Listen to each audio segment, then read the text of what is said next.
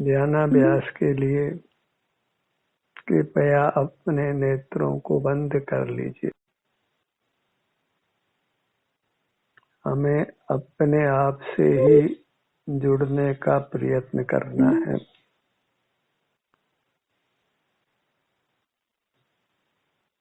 अपने आप से जुड़ने के लिए नेत्रों को बंद रखिए और अंतर्दृष्टि करिए। सुख का क्षेत्र अपने सिर से पैरों तक ही है। इसके बाहर पूरे ब्रह्मांड में सुख नहीं है। इसलिए हमें अपने अमूर्त शरीर तक ही सिमट कर रहना है।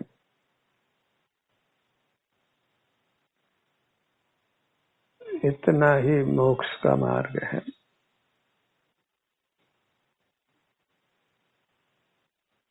अपना ही अनुभव करते हुए रहना।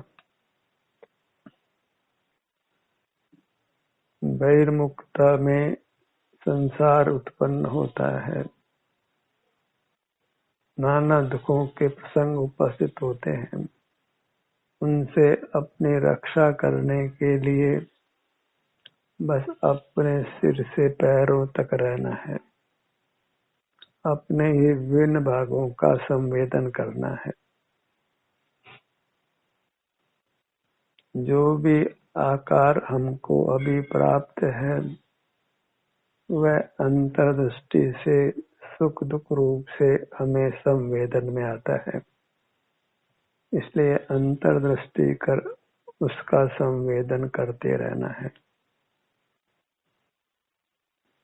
ये इसलिए आवश्यक है कि यदि हम ये नहीं करेंगे तो आयु पूरी होने के बाद उन्हें मनुष्य जन्म पाना भी लगभग असंभव जैसा होता है, क्योंकि अन्य योनियां बहुत हैं।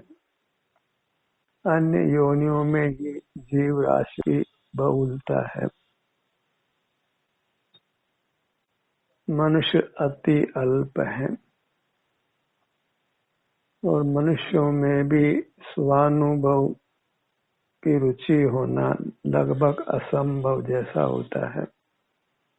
बाहर की दुनिया से ही समग्र जीव राशि जुड़ी रहती है। बाहरी राशि है। जीवन बहिर्मुख ही हो गया है। आज से नहीं, अनादि से है। तो संसार ही हमारा स्वरूप हो गया है।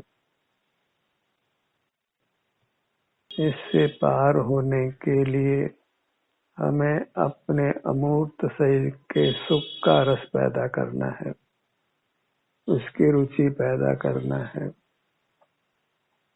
उसके लिए अपनी मूर्त से ही युक्त रहने का निरंतर प्रयत्न करना है।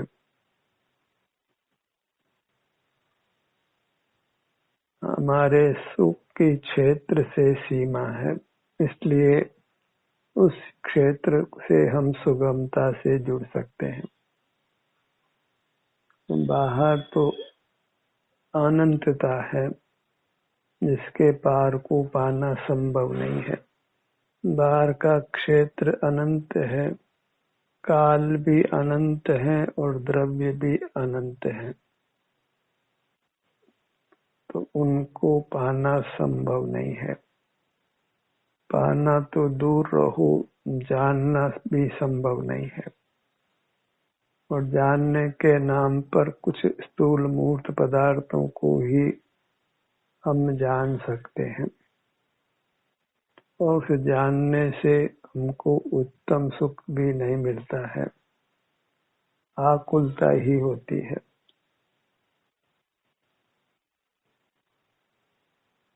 बाहर से विरक्त होने का नाम ही वैराग्य है। बहिर्मुखता को छोड़ देना ही संन्यास है। केवल वेश बदलने से कोई सन्यासी नहीं हो जाता है। कुछ शास्त्र ज्ञान करके, कुछ क्रिया का पालन करके कोई सन्यासी नहीं हो जाता है। सन्यास इंद्रिय ज्ञान के त्याग रूप है, बहिर्मुखता को छोड़ने रूप है, अपने से युक्त रहने रूप है।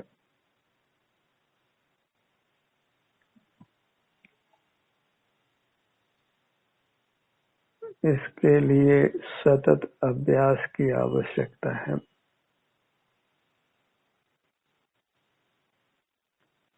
नहीं चाहते होने पर भी बहिर्मुखता हो जाती है, अंतर में नहीं ठहर पाते हैं। मोह के तीव्र वेग में हम बाहर की दुनिया से जुड़े बिना नहीं रह पाते हैं। अंतर में पुनः पुनः आकर मोह के वेग को कम करना है। तीव्र मोह का उदय नहीं होने पर हम सहजता से अपने सन्मुख हो सकते हैं।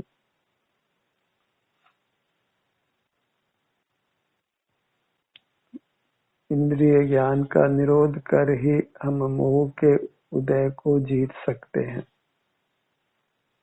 मोह का नाश कर सकते हैं। पहले हम जितेंद्रिय होते हैं, उसके पश्चात ही जित मोह और क्षीण मोह होते हैं। सर्व मोह कर्म के नाश होने को क्षीण मोह कहते हैं और मोह के उदय को मंद करने को जित मोह होना कहते हैं। इस प्रकार मार्ग को तय करने में कुछ समय लगता है। सतत प्रयत्नशील रहना है। अपनी मुद्रा की ही शरण है। अपनी मुद्रा ही वास्तव में हमारे लिए परमात्मा है, क्योंकि उसका ग्रहण अतीन्द्रिय पने से होता है। बाहर में जो भी कोई मूर्ति स्थापित करता है, फोटो को देखता है, तो वहाँ जीव इंद्रिय ज्ञान में ही रहता है, अंतर्मुख नहीं होता है। अंतर्मुख हुए बिना मोक्ष मार्ग नहीं बनता है। मोक्ष मार्ग केवल अंतर्मुख होने रूप है और अंतर्मुख होने के लिए कोई बहुत बाहर की तैयारी नहीं करनी पड़ती है। केवल अंतर्मुख होने की भावना ही इसमें कार्यकारी होती है। कोई पूर्व तैयारी की वास्तव में आवश्यकता नहीं होती है। अपनी मूर्त हमें उपलब्ध ही रहती है। इसी का अनुभव करना, उससे मोह मंद होता है और अनुभव हम फिर सुगमता से कर पाते हैं। मोह को ही पराजित करना है। उसके लिए केवल अपनी मूर्त का संवेदन करना है। जो जो मोह मंद होता जाता है, निर्बल होता जाता है, त्यों तो हम सुगमता से अपने में ठहर पाते हैं। आगे आगे हम सुगमता से अपने में ठहर पाएंगे। कर्म को अधिक अधिक तीव्र गति से नष्ट कर पाएंगे। उत्तरोत्तर फिर निर्जरा बढ़ती जाती है और इस प्रकार सकल मूर्त कर्म के बंधन से हम एक दिन अपने को निश्चित मुक्त कर लेंगे। जहाँ अपनी अमूर्त काया की रुचि हुई, वहाँ परमात्मा होना निश्चित है। सर्व दुखों से मुक्त होना निश्चित है और इस क्रम में वह दिन आ ही जाना है, दूर नहीं है। संसार का अंत हुआ ही समझो। समय व्यतीत होते समय नहीं लगता है। मोक्ष मार्ग पूर्ण होने में समय नहीं लगना है।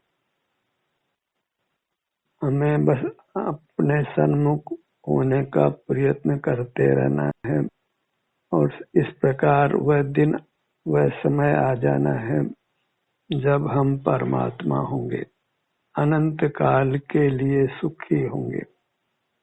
आज भले ही हम परमात्मा अभी नहीं बन पा रहे हैं, पर हम जब अपने सन्मुख होने का प्रयत्न कर रहे हैं, उसमें फिर निरंतर गति होने वाली है और गंतव्य मोक्ष भी मिलने वाला है।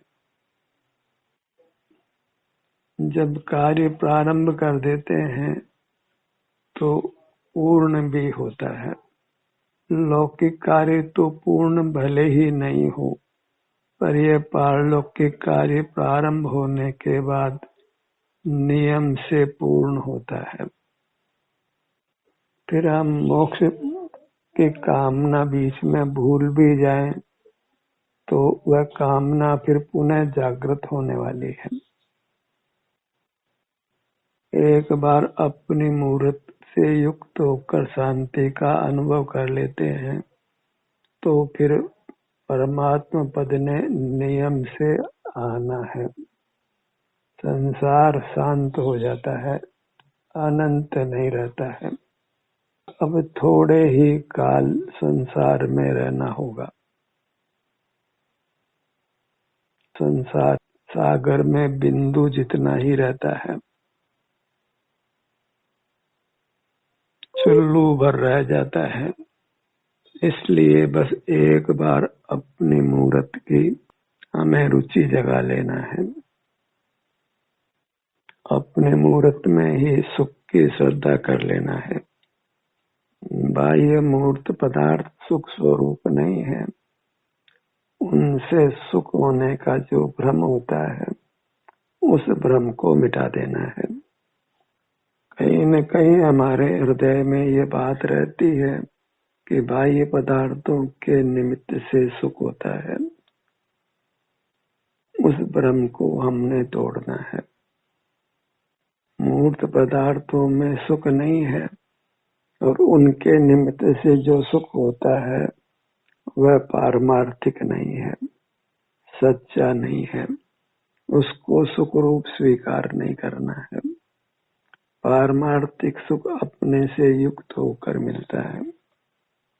इस प्रकार सारे ही ब्रह्मांड के पदार्थों के प्रति रोचक भाव समाप्त करना है। उनको सुख का कारण मानना समाप्त करना है। सुख का कारण केवल हमारी मूर्त है, हम स्वयं हैं।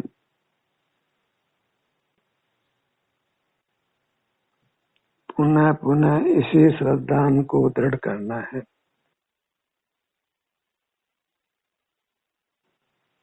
और ये जब श्रद्धान परमावगाढ़ हो जाता है, फिर उससे हम कभी च्युत नहीं होते हैं, तो जीव फिर अति शीघ्र ही परमात्मा हो जाता है।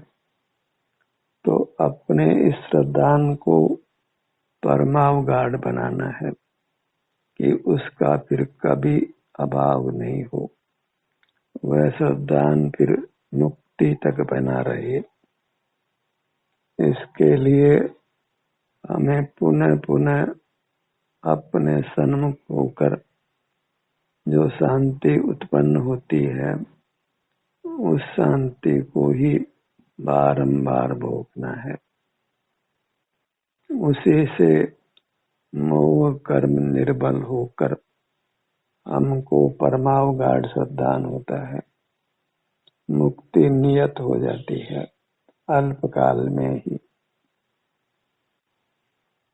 अपनी मूर्त की श्रद्धा परमात्मा के रूप में हो तो फिर परमात्मा की रुचि भी समाप्त हो जाती है। बाहर का सारा रस समाप्त होता है। बहिर्मुखता कदाचित हो तो उसका खेद ही होता है। प्रायश्चित का भाव ही उत्पन्न होता है और फिर हम पुनः पुनः अपने से युक्त होने का ही पुरजोर प्रयत्न करते हैं। अपना ही बारंबार संवेदन करते हैं। फिर बहिर्मुखता की आकुलता बर्दाश्त नहीं होती है। जिस बहिर्मुखता में सुख पाने का हम प्रयत्न कर रहे थे, वह प्रयत्न अब समाप्त हो जाता है। कुछ बाहर अच्छा नहीं लगता है, भीतर आकर ही अच्छा लगता है। वही स्थिति उत्तम है। बाहर का कोई व्यवहार रुचिकर नहीं होता है। किसी के प्रति राग द्वेष का परिणाम बलवान नहीं होता है। पूर्ण ही राग द्वेष से हमें मुक्त हो जाना है। फिर पर का कोई विकल्प ही नहीं रहे, पर का स्मरण नहीं हो, केवल अपने आनंद का ही सतत भोग होता रहे। अपने ध्यान को अपने मुखमंडल पर लाइए। अपने क्षेत्र में बने रहना है। यही मोक्ष का क्षेत्र है। इसके बाहर कहीं मोक्ष नहीं है, कहीं बाहर जाना नहीं है।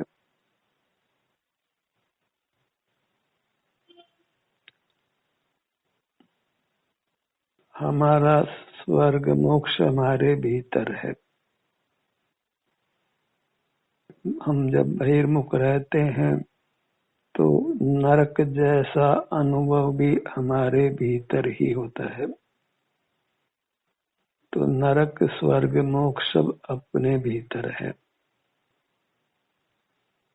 तो ज्ञान को ज्यादा फैलाना नहीं है।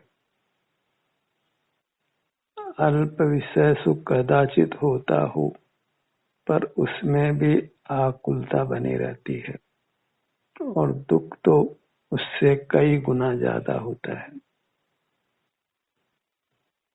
सुख के लिए बस अपने आकार जितने क्षेत्र से जुड़कर रहना है। अपने ही विभिन्न भागों का संवेदन करना है। वहाँ कुछ कर्तृत्व नहीं है, ज्ञातृत्व भी नहीं है, केवल संवेदन है, जिसके लिए कुछ हिलने डुलने की आवश्यकता भी नहीं है।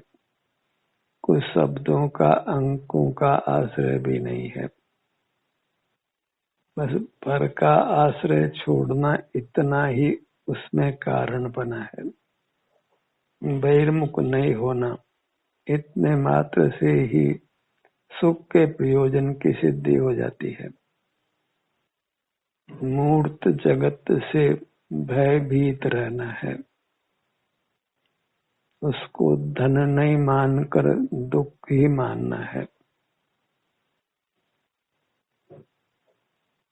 क्योंकि मूर्त जगत में सुख नहीं है, दुख का ही निमित्त बना है। विषय सुख भी वास्तव में दुख रूप ही है। वह तब भाषित होता है जब हम उत्तम सुख को भोग लेते हैं। अपने से युक्त होकर जिस शांति को, जिस सुख को हम भोग लेते हैं, उसके सामने सारे भौतिक जगत का सुख फिर दुख ही भाषित होता है। फिर उसमें हम सुख का भ्रम नहीं पालते हैं। वही भ्रम हमको बहिर्मुख रखता है, और वह भ्रम टूट जाता है तो बहिर्मुखता भी टूट जाती है। इसलिए उस भ्रम के निवारण के लिए अपने सन्मुख होकर उत्तम सुख भोगते हुए रहना है। उस सुख को ही निरंतर जीवन में स्थान देना है। उसमें कुछ प्रमाद नहीं करना है।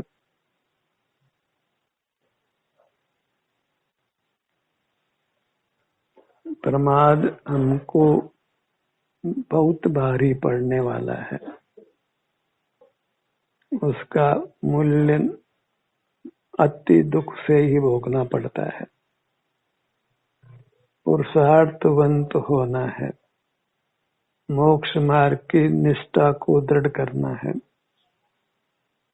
इसके लिए बस अपनी मूर्त को ही परमात्मा की मूर्त मानना है, अन्य परमात्मा का भी स्मरण नहीं करना है।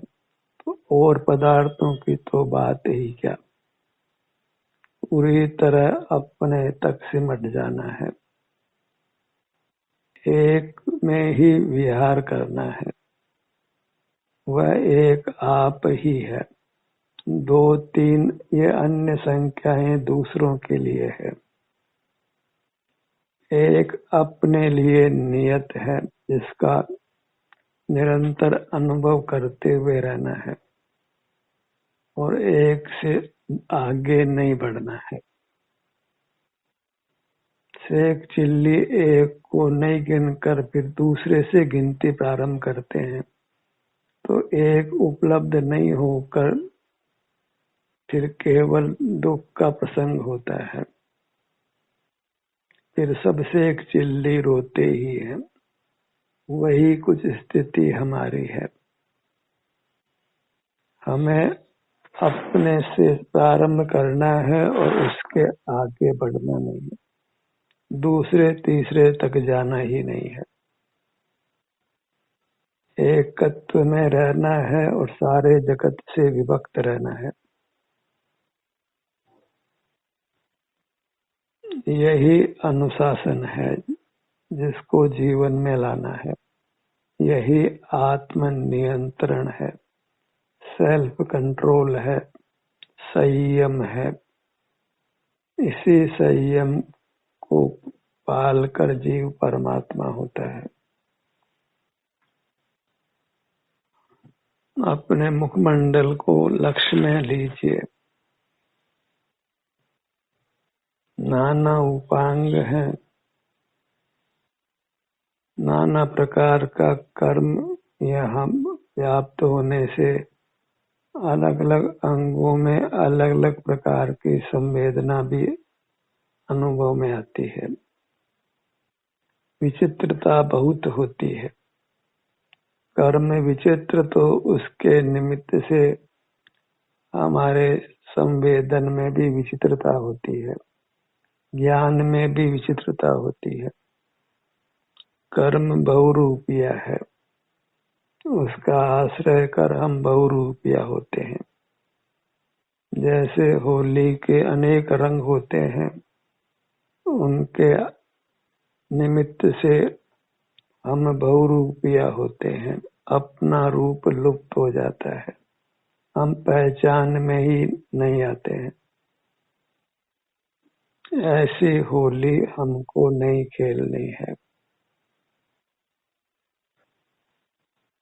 हमें अपनी मूर्त की पवित्रता को बनाना है। उसके लिए किसी का संग नहीं चाहिए, किसी का आश्रय नहीं चाहिए, अपनी मूर्त के आश्रय से ही रहना है। वही परमात्मा रूप होकर रहना है। केवल अपना अनुभव करते हुए रहना है, आनंद को शांति को भोगते हुए रहना है। पूरे ब्रह्मांड में विचरण नहीं करना है, उसका स्मरण नहीं करना है। वही संसार सागर है जिससे अति दूर वर्तना है। बाहर की दुनिया को ही हमने कालकूट विष जानकर छोड़ देना है। कालकूट विष तो एक बार जीवन हरता है, तब बाहर की दुनिया के आश्रय से अनंत बार जन्म मरण है। बाहर की दुनिया को विषकुंभ जानकर छोड़ देना है और अपनी मूर्त जो प्राप्त मूर्त सही के बराबर है, उतना ही अमृत कुंभ है जिसका सेवन कर अमर हो जाना है। बहिर्मुख वृत्ति व राक्षसी वृत्ति है, उससे हम रावण होते हैं। और अंतर्मुख वृत्ति अपने में रमण करने रूप है, उससे हम राम होते हैं। राम की विजय होती है और रावण सदा ही मरण को प्राप्त होकर दुर्गति में जाता है। तो बाहर की दुनिया में जीकर रावण नहीं रहना है, भीतर की दुनिया में जीकर राम होकर जीना है। उसी से हम 10 अशुद्ध प्राणों को हरकर एक शुद्ध प्राण को पाते हैं। उन 10 अशुद्ध प्राणों को ही वास्तव में रावण संज्ञा है और स्वानुभव रूप शुद्ध प्राण को ही राम संज्ञा है। तो राम की विजय करनी है, अपने में ही रमण करते हुए रहना है। ध्यान का सत्र यही समाप्त होता है।